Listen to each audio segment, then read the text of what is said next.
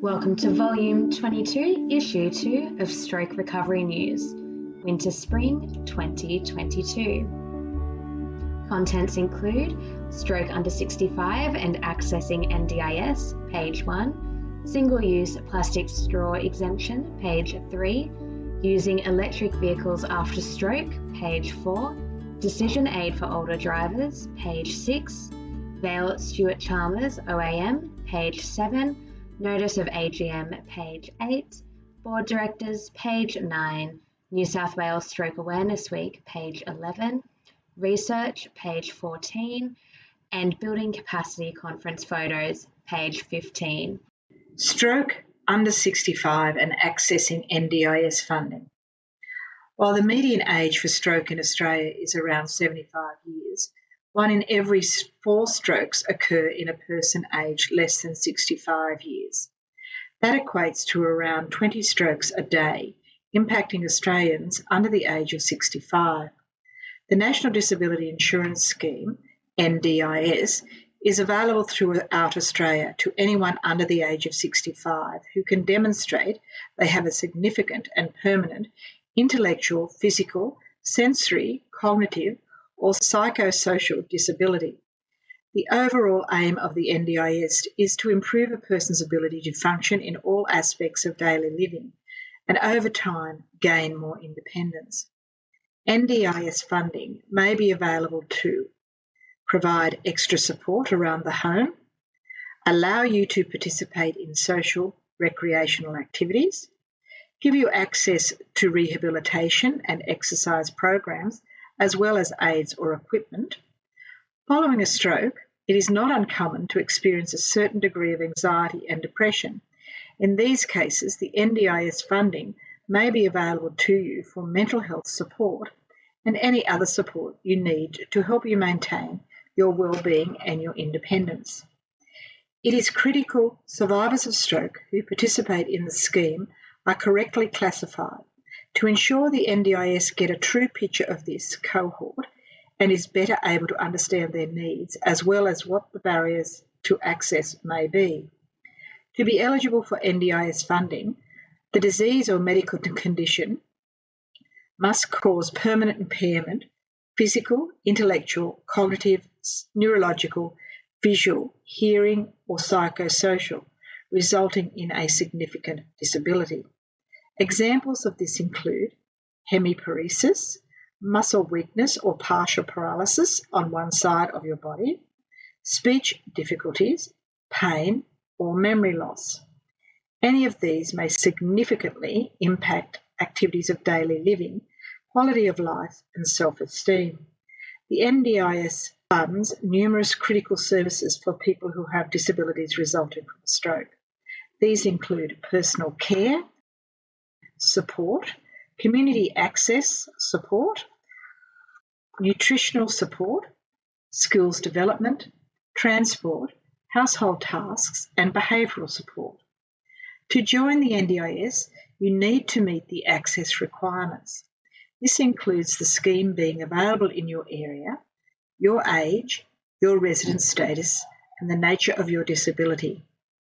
Anyone who thinks they might be eligible for the NDIS can download an Access Request Form, ARF, and Supporting Evidence Form, SEF, and work with their GP, allied health, and specialist medical professionals to prepare and provide the information required and submit this to the NDIS.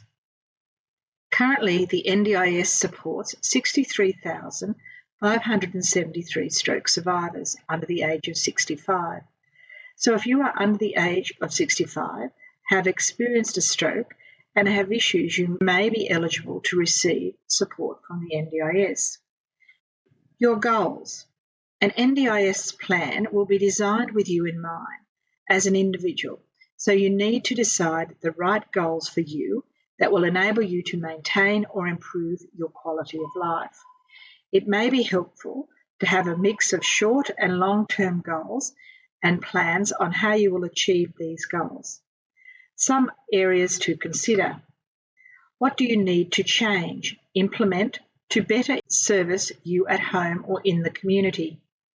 If you are currently working, studying, playing sport, etc., what support do you need to continue? Would you like to participate in the community?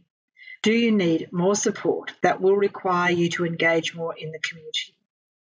Examples of goals: building daily living skills such as cooking, shopping, gardening, or personal care, returning to work or getting a job, having a holiday, improving mobility or communication skills, meeting new people, decreasing your pain, or doing more activities, either social or recreational. Who can assist you? Family members and friends, the NDIS local area coordinators to get your plan underway. Then you can rely on plan managers to pay your invoices on behalf and support coordinators. You have 3 choices when you finalise your NDIS plan. 1. Plan management will manage your invoices and submit them to the NDIS on your behalf. They are able to assist if there are any issues with any of your funding. This does not cost you anything as the NDIS funds the plan manager for this service. Self-managed, you may manage the funds yourself. You will also need to keep track of your spending, submit all invoices, and follow up on any issues. 3. NDIA managed. The NDIS can manage the funds on your behalf, but you can only use a registered NDIS provider. For more information in regard to the funding for the NDIS and plan management for NDIS, visit the www.planmanageassist.com.au website. Reference 1, Brain Injury Australia. Reference 2, National Disability Insurance Scheme. Reference 3, NDIS data. Page 3. Plastic single-use straws exemption. People who need to use plastic straws for medical or disability reasons, and the suppliers who provide or sell them in New South Wales, will still be able to do so after the next stage of the plastics bans commences on 1st of November 2022. This follows the granting of an exemption this month.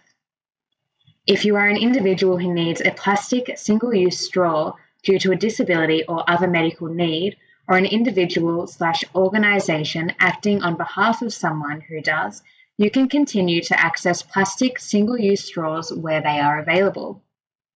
Asking for a straw at hospitality venues, markets, etc. You can request a plastic single-use straw from individuals or organisations providing food or beverages for a commercial purpose. For example, restaurants, cafes, bars, including those on board transport facilities such as trains, mobile food trucks, market stalls, etc. Individuals or organisations providing food or beverages for charitable, sporting, education, community or other non-for-profit purposes. Example, a community organisation running a fundraiser sausage sizzle, a school canteen, a kiosk at a sporting ground, a library providing canapes for a book launch event, etc., or at local government offices accessible to the public, for example, council administration building. You can be given or ask for a plastic single-use straw in the following settings: medical facility, for example, hospital or GP clinic, dental clinic, care facility, for example, nursing home, childcare centre, patient transport facility, example, ambulance, or a place where in-home care is being provided. You cannot be charged a fee for the straw in the above settings. Someone acting on your behalf can ask for a straw for you. You don't need to prove that you, or a person you are asking for, needs the straw, and providers should not ask you for proof. You can request more than one plastic single-use straw if you need to. Hospitality venues, such as restaurants and cafes, are allowed to stock plastic single-use straws. However, they are not required to. You may wish to bring a plastic single-use straw with you when visiting such places. Purchasing plastic straws. You can continue to buy plastic single-use straws where stocked from online suppliers, for example, online marketplaces, pharmacies and chemists, or manufacturers, producers, and wholesalers. Someone acting on your behalf can buy straws for you. This article is continued on the bottom of page 5. Continued. Plastic single-use straws exemption. When buying plastic single-use straws from manufacturers, producers, wholesalers, or online suppliers, you may be asked to confirm why you need the straw, for example, for a disability or medical need. When buying plastic single-use straws from pharmacies and chemists, you don't need to prove that you or a person you are asking for need the straw, and they should not be asking you for proof. This article was sourced from EPA NSW, www.epa.nsw.gov.au/recycling-plastics/single-use-straws. Page 4. Using electric vehicles after stroke. Across Australia, there are currently over 445,000 people who are living with the effects of a stroke. Experiencing a stroke is a life-changing event, and you'll likely have to adapt to new ways of doing many different things. Particularly if you're eager to maintain your independence, one area you may have to address is your car and the way you drive. Getting back on the road can be a daunting prospect, and you'll want to ensure you've taken every possible precaution to make sure that you can continue to get around safely. By now, you'll be familiar with the eco-benefits that come with driving an electric vehicle, EV. They have gained popularity in recent years as a green vehicle alternative as the world tries to reduce the effect of climate change. But did you know that they can also offer plenty of additional benefits for drivers who have experienced a stroke? In this article, the potential impacts that stroke can have on your driving ability and the potential advantages that an EV could offer you are discussed. How can a stroke affect driving ability? As with any medical issue, there is likely to be varying levels of severity between stroke survivors, meaning people will be affected in different ways. However, there are a few typical effects of strokes that can impact a person's ability to get back behind the wheel. One of the most prevalent is pain and weakness in arms and/or legs, which can make driving a standard car more uncomfortable. Eyesight is also often affected by a stroke, and people may experience double or blurred vision. They might also find that their cognitive abilities have been negatively impacted, which can affect many different aspects of their ability to drive safely. These include making quick decisions, navigation, and concentration. As such, it's crucial that you take the time to understand how the effects of a stroke may influence your driving, allowing you to make informed decisions around how to best keep yourself and other road users safe. Benefits of an EV post-stroke. There are many different features that come as standard in the majority of electric vehicles that can each offer their own advantages to drivers who have experienced a stroke. Here are some of the assistive features that can create a smoother, more comfortable driving experience. Automatic gears. Particularly for drivers who commonly experience pain in their arms, having automatic gears as standard will make it easier to get behind the wheel, particularly over prolonged journeys. Having one less thing to worry about, changing gears, can give drivers more freedom to concentrate on other aspects of driving, such as speed control or their position on the road. Spacious interior. With internal combustion engines being replaced by electric motors, EVs are typically far more spacious allowing for a more comfortable ride for both the driver and their passengers. A stroke can affect mobility, making it difficult to get in and out of a car.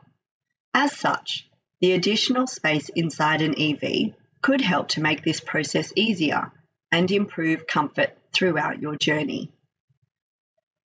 Page 5. Using electric vehicles after stroke, continued. Compatible with assistive modifications. After doing some research, you may find that the safest way to get back behind the wheel is by making use of some assistive technologies. There are many different modifications that can be made to EVs to support drivers, such as hand controls and steering aids. Check out all of the available options and you'll be sure to have the reassurance that you are fully equipped to drive safely once again. Accessible adaptations for EVs. EVs are capable of being fitted with a number of adaptations to make them more accessible to drivers. Here are some of the best options that can be added to your vehicle. Hand controls. Introducing something like a push or pull device to help with accelerating and braking can be useful for drivers who aren't able to freely use the lower half of their body. Pedal modifications. If you still want to use pedals as they are traditionally intended, you can extend them to reach up to your feet. This makes driving more comfortable and simple for those who cannot reach them at the standard distance. Electronic accelerators. For those who aren't able to freely use pedals when driving, but also lack the strength to use a push and pull lever, there are a series of electronic accelerators available. Each of these will come with a hand-operated brake device. These can be placed throughout different areas of your vehicle. These include trigger accelerator, pull this forward to accelerate and push away to brake. Over-ring accelerator, placed on the steering wheel, pushing down to accelerate. Under-ring accelerator, put behind the wheel with speed controlled by you pulling it towards the wheel. Ghost ring accelerator, fitted behind the wheel with a driver controlling speed by moving it from side to side. This article was sourced from Auto Traders. The website is https://www.autotrader.co.uk/EV-drivers-with-disabilities/. Page 6. Decision Aid for Older Drivers. Transport for New South Wales has worked with the University of Wollongong to develop a Driving and Staying Independent, a decision aid for older driver, Decision Aid, which launched earlier this year. Most older drivers are experienced, cautious, and responsible drivers, as with legal, financial, or retirement planning. It is helpful to plan future transport needs. This resource provides guidance and support for drivers to make informed decisions about whether to continue safe driving, modify driving routines, or retire from driving. It helps them consider how they can keep driving safely for longer, how they can maintain their lifestyle as they begin to drive less or retire from driving, and how to prepare for other ways to get around. To get a copy of Driving and Staying Independent, a decision aid for older drivers, Decision Aid, visit www.ahead.org.au/olderdrivers or email towards 0@transport.nsw.gov.au. This information was sourced from Transport for New South Wales. Membership renewal. Memberships for the Stroke Recovery Association New South Wales are due for renewal. In an effort to reduce costs and be more environmentally conscious, all members who have an email address will now be receiving newsletters from the association via email. unless specified on their membership form. If you would still like to receive a hard copy of these publications, please contact the Association on 1300-650-594 or admin@strokensw.org.au. You can now pay for membership online. If you would like to pay for your membership online, visit strokensw.org.au/home/become-a-member or scan the QR code below. If you are a member of the Stroke Recovery Club group choir and want to pay online, show your online receipts that will be received by email to your coordinator/treasurer to show that you have paid your memberships. Page 7. Ballet Stuart Chalmers, OAM. It is with a heavy heart and deep sadness that we inform you of the passing of former board member and life member of the association, Mr. Stuart Chalmers, OAM. Stuart passed away on Monday the 25th of April at the Mater Hospital in Newcastle, surrounded by his loving and caring family. As well as being a life member of the association, he was a life member of the Belmont Stroke Recovery Club and a founding member of the Brainwaves Choir. Stuart had been on the board of the association since 2004 until he retired in 2021. He always wanted to make a difference for those who were touched by stroke and loved going to the Newcastle University to share his stroke story with Jodie Marquez and her students. He inspired many who had the privilege to know him and love him throughout the stroke community. His cheeky grin and infectious laugh were some of his most endearing features. Those of you who attend the Hunter Stroke Olympics would remember Stuart as a fierce competitor in the Euchre. He was always willing to assist new competitors by showing them the tricks of the game. Unbeknown to Stuart, the committee had recently renamed the perpetual Euchre Trophy in his honour. Even if he is not there in person, he certainly will be in spirit. He was a life member of Caves Beach Surf Life Saving Club, where he spent a large amount of his life, particularly when he could not return to work after his stroke. In honour of the work he has done for them over many, many years, he has a park and a surf boat named after him. In his final days, he was again honoured by his friends and fellow lifesavers at Caves Beach SLSC, who presented to him via Zoom a 60 years of service medal. He received an OAM for all the community work he has done. Never was an OAM bestowed on a more worthy recipient. Ballet Mr. Stuart Chalmers OAM, a great gentleman, a hero, and an inspiration to many. His legacy with the association will live on. Members of the association are invited to attend a memorial for Stuart Chalmers OAM at 11 a.m. on the 23rd of October 2022 at Caves Beach.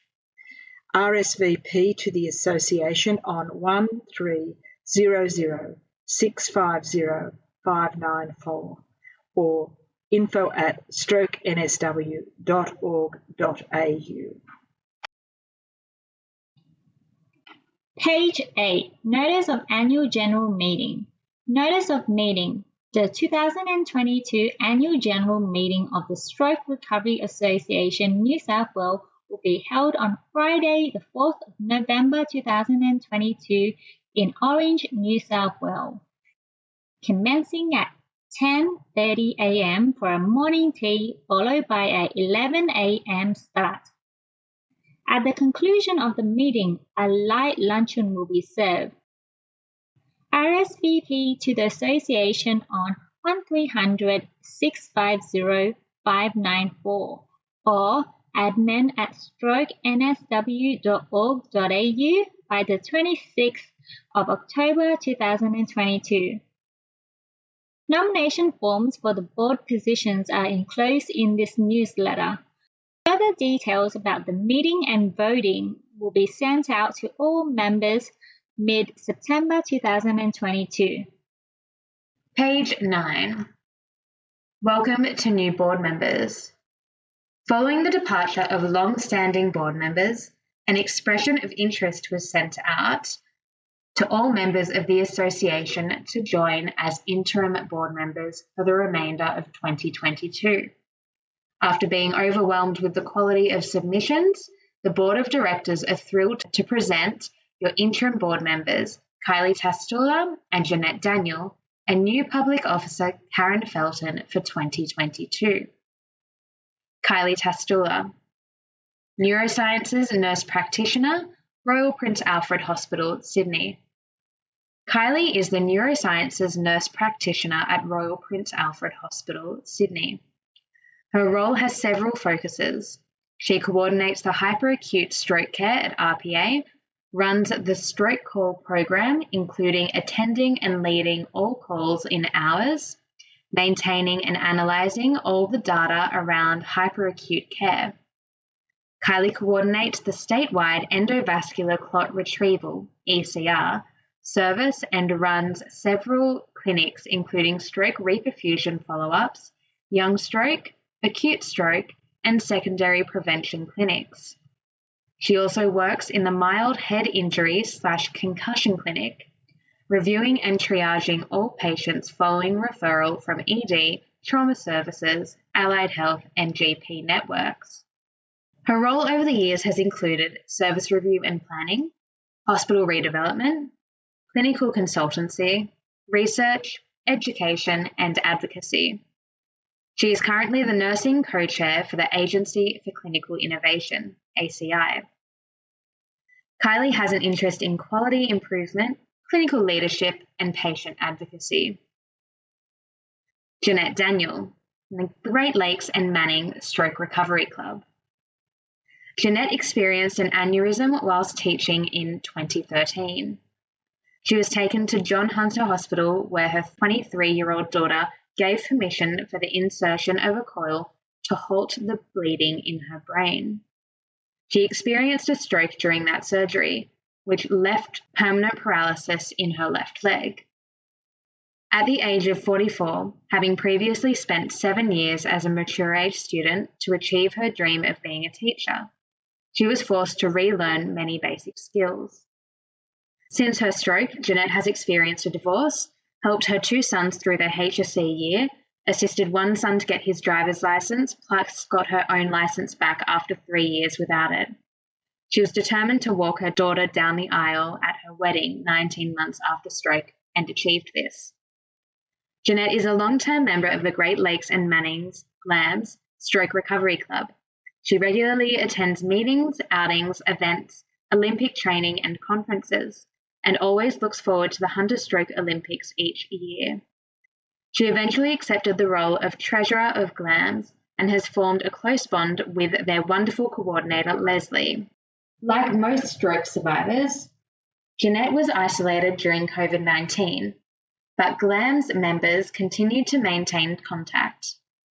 She also joined the online stroke support groups, participating in many of the activities offered from head office and made new friends along the way.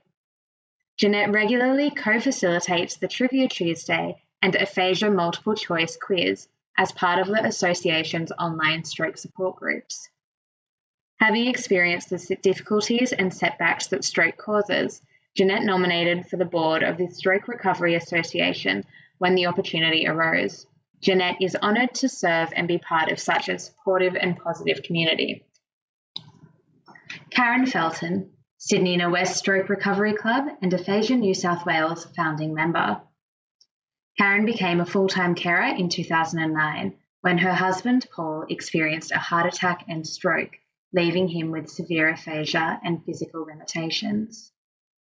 With the assistance of their 2 daughters, Karen continued to work as a part-time optical dispenser while helping Paul gain significant improvements in mobility and speech and becoming involved in groups together. Karen and Paul's involvement with SRA began in 2011 when they became founding members of Aphasia New South Wales.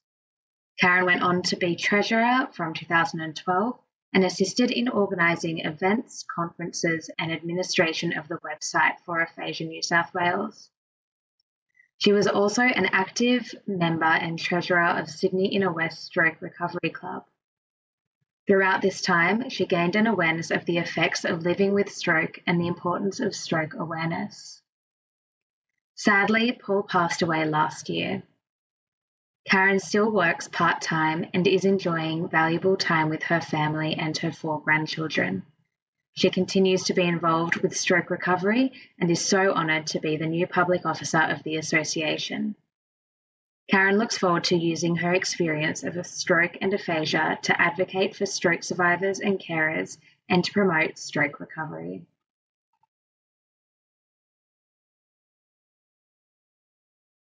Thank you to outgoing board members. The staff and board of the association would like to thank outgoing board members: Mrs. Linda Glanfield, 2005 to 2022, Ms. Pam Short, 2018 to 2022, and Mr. David Bostock, 2021 to 2022. For their service and contributions to the association, the board of the association would like to express their deepest appreciation and thanks to these members. Pictured is Linda Glanfield on the left, Pam Short in the middle, and David Bostock on the right. Page 11. New South Wales Stroke Awareness Week 2022. In 2022, the association will be celebrating New South Wales Stroke Awareness Week in the first week of September. The theme for New South Wales Stroke Awareness Week 2022 is Recover, Regain and Reclaim, which reflects the journey taken by stroke survivors and their families after they experience the catastrophic event that is stroke. New South Wales Stroke Awareness Week events 2022. New South Wales Stroke Awareness Week launch Monday the 5th of September, a cocktail reception held in the Members' Dining Room, Parliament House, Sydney. Creating Connection Stroke Conference, Wednesday the 7th of September. This conference will be held at Club Burwood RSL. This event will also be live streamed to members who are unable to make the event face-to-face. Unfortunately, the stroke choir recital has been cancelled for 2022. However, the Brainwaves, Keystrokes and online choirs will have an opportunity to record a performance and share this with members in a video at the Creating Connection Stroke Conference. New South Wales Bridge Association Awareness Charity Day, Wednesday the 7th of September. An annual bridge tournament to raise awareness of the issues facing those affected by stroke will be held at the Bridge Association head office, 162 Goulburn Street, Sydney.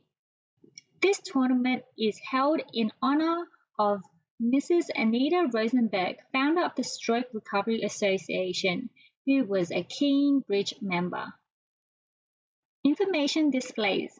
The Stroke Recovery Clubs, groups, choirs in partnership with various community and health organisations undertake displays of information material to create awareness about the prevention of stroke during New South Wales Stroke Awareness Week.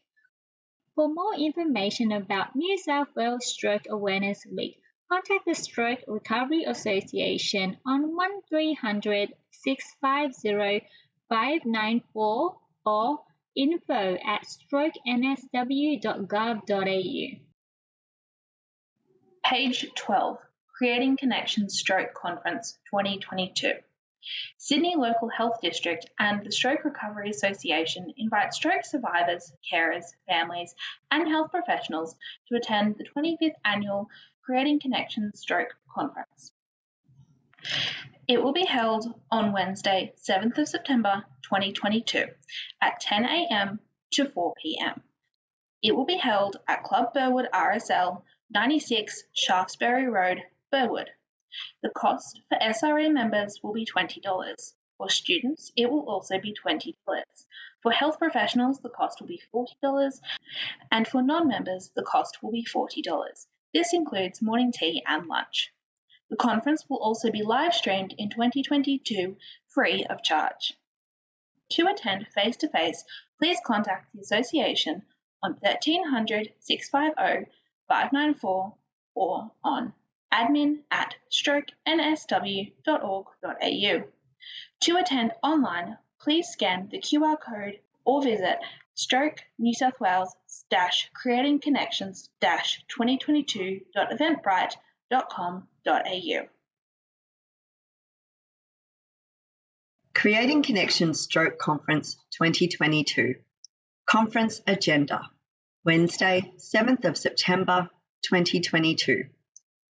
10 a.m. The introduction by Michelle Sharkey, OAM, Chief Executive Officer of the Stroke Recovery Association. 10:05 a.m. is the acknowledgement of country, open and welcome by John Garbutt, President of the Stroke Recovery Association. 10:15 a.m. is a presentation called Living with Fatigue After Stroke by Dr. Dawn Simpson, PhD, Lecturer in Physiotherapy, University of Newcastle. 10:55 a.m. Dance Health Alliance. 11 a.m. is Cognitive Changes and Memory Rehabilitation After Stroke by Chiara Puella, clinical neuropsychologist at Westmead Hospital. 12 p.m. we'll break for an hour for lunch, and at 1:10 p.m. we'll reconvene for the role of the social worker in the stroke journey. This will feature Jenny Nguyen, neurology and neurosurgery social worker from Royal Prince Alfred Hospital, Kate Aiden, senior social worker from Royal Rehab, and Denise Gok, stroke outreach service social worker from Royal Prince Alfred Hospital. At 2 p.m, we'll have another performance by Dance Health Alliance. 2:10 p.m, there'll be a case study, the endovascular clot retrieval, ECR, experience of a rural stroke survivor. This session will be facilitated by Mark Longworth and will feature Lynette Heganey, nurse educator for New South Wales Ambulance, Fiona Ryan, stroke care coordinator for Orange and Bathurst Health Services, Najwa Khalil, neurointerventionist at Royal Prince Alfred Hospital, and Kylie Testula, neurosciences nurse practitioner, Royal Prince Alfred Hospital. It will also feature a stroke survivor, who is to be confirmed. At 3:10 p.m, we'll have a stroke choir performance, and at 3:30 p.m, there'll be a thank you and close by Michelle Sharkey, Chief Executive Officer of the Stroke Recovery Association. Page 14. Research. An evidence-based dysphagia telerehabilitation program for stroke survivors. The University of Sydney is conducting a research study about dysphagia telerehabilitation. The study being carried out by Dr. Emma Wallace, Discipline of Speech Pathology, School of Health Sciences, Faculty of Medicine and Health. Who can take part in the study? Stroke survivors who are more than 6 months post-stroke with swallowing impairment, dysphagia, who are living in the community are invited to participate in the study. Participants in the research will have to 1. Express interest in the study by contacting the research team. 2. Complete a screening questionnaire to find out if they are eligible for the study. 3. Provide verbal or written consent. 4. Complete questionnaires at the start and end of the study. 5. Attend 2 assessment sessions via telehealth. Each session will last approximately an hour. 6. Attend weekly telerehabilitation for 5 weeks. Each session will last 40 minutes or less. And 7. Complete daily training exercises. The training exercises will last 20 minutes each session. All interaction with participants will be either via phone or video conferencing. There will be no face-to-face contact with the research team. For more information and to register your interest in this research study, contact Dashani. Phone number 02 8627 5737. Email dharshini.m@sydney.edu.au. Developing a fatigue program after stroke. Fatigue after stroke is a common problem, but effective treatments remain poorly understood. Definitive guidance for clinicians or stroke survivors about ways to manage fatigue is lacking. Researchers are keen to understand how post-stroke fatigue affects your life, what treatments and strategies you have tried, what you have found works, and what has been unhelpful. The research project is being conducted by the research team led by Dr. Dawn Simpson from the School of Health Sciences at the University of Newcastle. You are suitable to participate if you 1. Have had a stroke or care for someone who has had a stroke. 2. Are aged over 18 years. 3. Are affected by post-stroke fatigue or care for someone who is affected by post-stroke fatigue.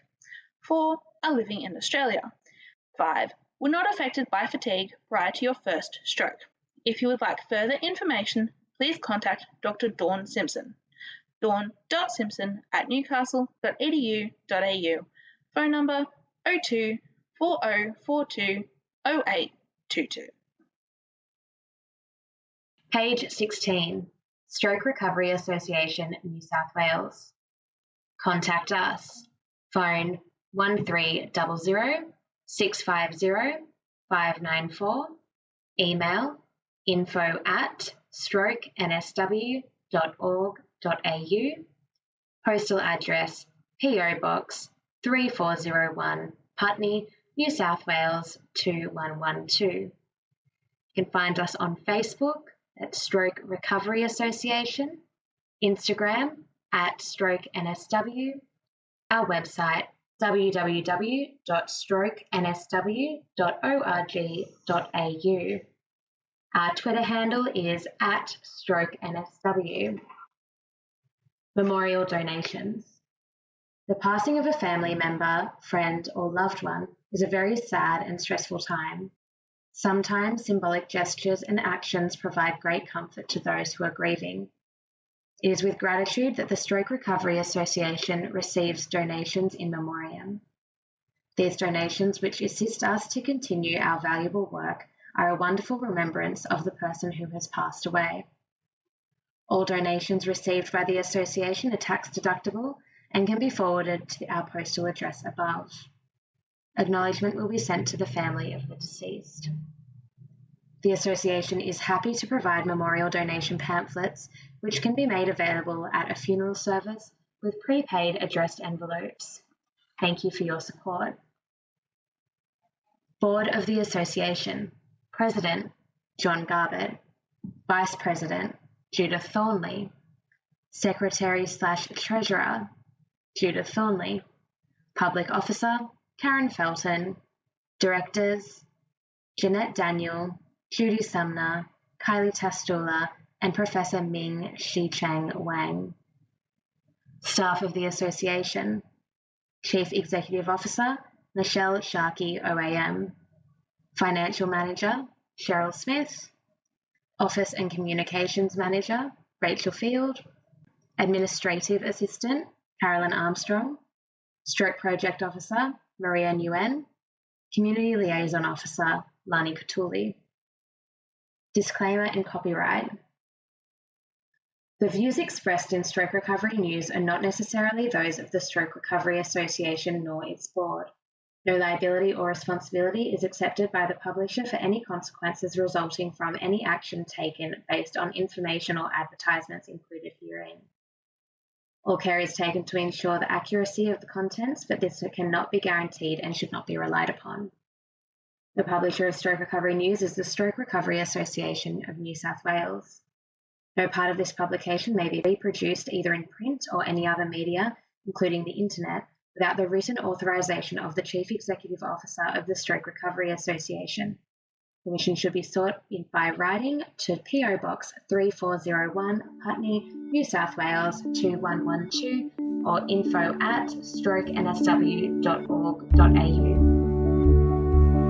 Thank you for listening to this edition of Stroke Recovery News by the Stroke Recovery Association.